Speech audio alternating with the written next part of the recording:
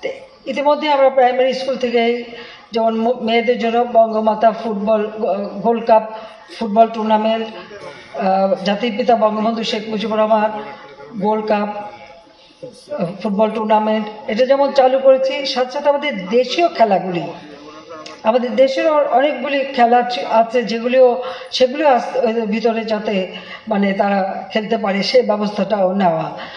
প্রত্যেক উপজেলায় একটা করে মিনি স্টেডিয়াম করে দিচ্ছি। এই মিনি স্টেডিয়াম অর্থাৎ এটা একটা খেলার মাঠ, যেটা যে কোনো স্কুল বা যে কোনো প্রতিষ্ঠান যে কোনো সময় ব্যবহার করতে পারে, বাচ্চাদের খেলাধুলা করাতে পারে, প্রতিযোগিতা করাতে পারে। সেই উদ্দেশ্য নিয়ে কিন্তু প্রতি উপজেলায় একটা করে মিনি স্টেডিয়াম নির্মাণ, যেন 12 মাস বাচ্চারা খেলাধুলার ভিতরে থাকতে পারে এবং সেইভাবে ব্যবস্থা করা, সেটাও আমরা করে দিচ্ছি। ইতিমধ্যে প্রায় অনেক উপজেলা হয়ে গেছে, পর্যায়ক্রমিকভাবে সব উপজেলায় আমরা করে দেবো। সেখানে স্কুলে আন্তঃ স্কুল প্রতিযোগিতা হবে। আন্তঃ স্কুল প্রতিযোগিতার মধ্য দিয়ে কিন্তু অনেক আমাদের ভালো ভালো খেলোয়াড়ও চলে আসবে।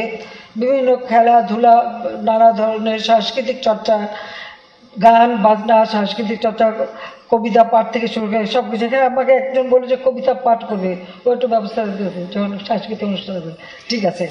তো এইভাবে তারপরে শরীর চর্চা সব প্রশিক্ষণই বাচ্চা কাল থেকে দিলে পরে তারা ধীরে ধীরে উঠে আসবে।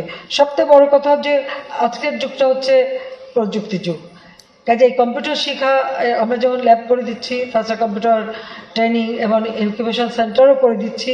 তো সেইভাবে আমরা আধুনিক প্রযুক্তি জ্ঞান সম্পর্ক একটা জনগোষ্ঠী আমরা গড়ে তুলতে চাই। সেই দিকে লক্ষ্য রেখে আমাদের সব ধরনের ব্যবস্থা আমরা নিয়েছি। আমরা জাতির পিতা বলেছেন বাংলাদেশ আমাদের সোনার দেশ, কাজে তিনি সোনার বাংলা গড়তে চেয়েছিলেন। আর সেই সোনার বাংলা গড়বার জন্য সোনার বাংলা গড়ার যারা কারিগর তারা কারা? এই আমার শিশুরাই তো ভবিষ্যতে হবে, তোমরা হবে না?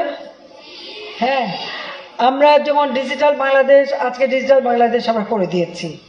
কোভিড-19-এর সময় যখন লেখাপড়া করতে পারতো না, আমরা তখন অনলাইনে অথবা টেলিভিশনের মাধ্যমে আমরা শিক্ষার ব্যবস্থা করেছিলাম, যেন কোনো মতে লেখাপড়াটা নষ্ট না হয়।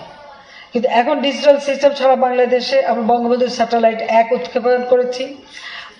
আমরা ব্রডব্যান্ড লাইন ওয়াইফাই কানেকশন সারা বাংলাদেশে দিয়ে দিয়েছি এবং পর্যায়ক্রমিকভাবে প্রত্যেকটা ইউনিয়নে যাবে। আমরা এ পর্যন্ত যতগুলি দিয়েছি, বাকি কিছু আছে সেটা আমরা করে দেবো।